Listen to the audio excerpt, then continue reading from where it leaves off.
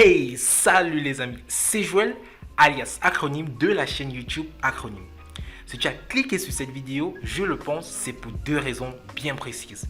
Tu es développeur JavaScript et tu veux écrire tes applications back-end en JavaScript. Ou tu es juste un petit curieux ou une petite curieuse qui veut découvrir le Node.js. Alors, rassure-toi, tu ne seras pas déçu. Tout au long de cette longue série de vidéos, voilà, nous allons explorer ensemble le Node.js. Alors, dans cette vidéo introductive, nous allons voir le pourquoi du Node.js et savoir, en fait, comprendre pourquoi il est aussi rapide. Du coup, sans plus tarder, nous allons débuter.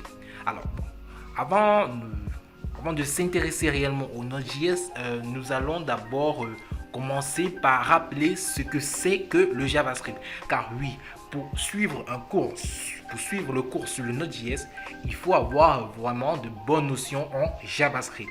Alors, le JavaScript est un langage de programmation de script, principalement utilisé dans les pages web. C'est un peu l'un des langages très essentiels de la programmation web. Alors, ici on dénote le terme script, qui va juste correspondre à un code JavaScript de manière abstraite.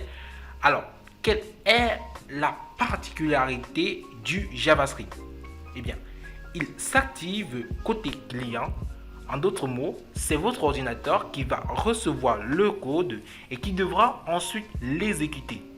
Il permet ainsi de dynamiser nos pages web en manipulant du contenu HTML et CSS, ce qui améliore considérablement l'ergonomie ou l'interface utilisateur.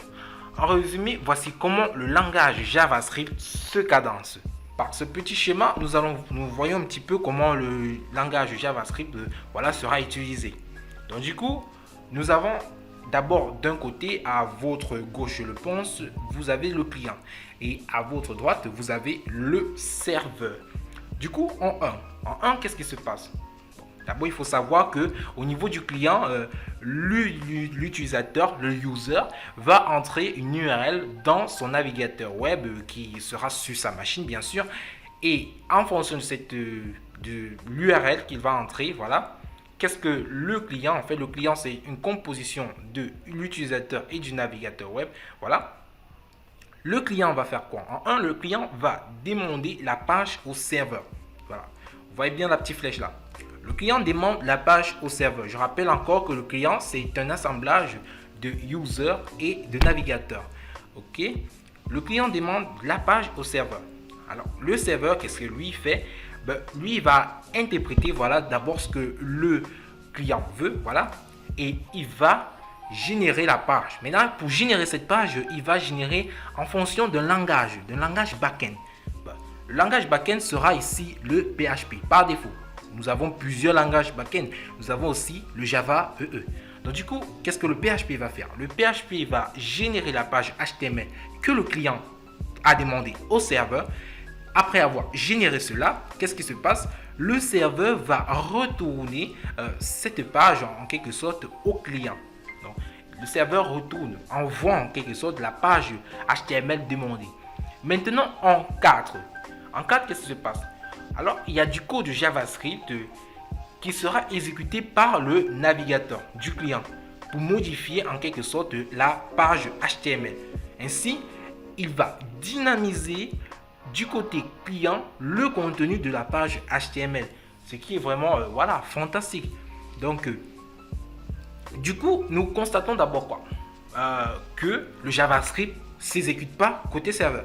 Là, vous êtes d'accord avec moi? Tout se passe côté client.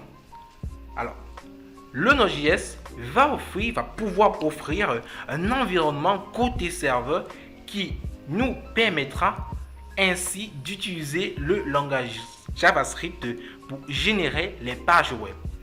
En gros, il vient remplacer les langages serveurs tels que le PHP, comme j'ai dit tantôt, comme nous avons là devant nous comme illustration, ou le Java EE ou encore le J2E, qui est aussi un langage, un petit peu côté serveur. Du coup, nous allons voir un petit schéma, nous allons essayer de voir avec un petit schéma comment tout ceci se cadence. Donc, nous avons notre petit schéma, voilà. En gros, c'est toujours la même chose. Juste que au niveau du serveur, voilà, on aura un environnement, un espace, un environnement dit environnement Node.js qui va permettre de pouvoir d'exécuter du code de JavaScript, voilà, pour générer du HTML, en quelque sorte. Donc, si on essaie de reprendre un peu notre schéma, voilà, au niveau du JavaScript, voilà, si on essaie de refaire les étapes, en quelque sorte, on a notre client. Comme j'ai dit tantôt, le client est formé d'un utilisateur et d'un navigateur web.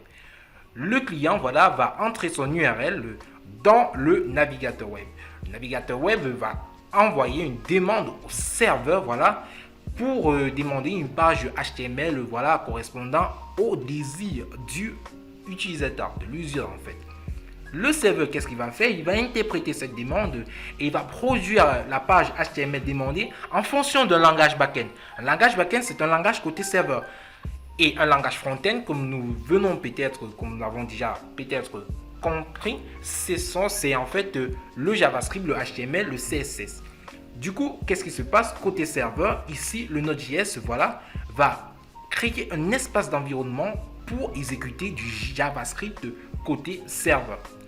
Et du coup, qu'est-ce qui se passe en 3? Eh bien, on renvoie la page, le serveur renvoie la page demandée, la page souhaitée au client. Et en 4, c'est une option, une possibilité. On peut toujours exécuter du JavaScript. Voilà, on peut du JavaScript exécuter par le navigateur du client pour modifier la page HTML. Ça, c'est vraiment de manière optionnelle. Voilà, on n'est pas clairement obligé de le faire. Mais vous voyez les grandes possibilités. Genre, on a le JavaScript du côté client et on a le JavaScript encore du côté serveur. Du coup, nous allons passer maintenant à la seconde partie de cette vidéo. Pourquoi le Node.js est-il rapide?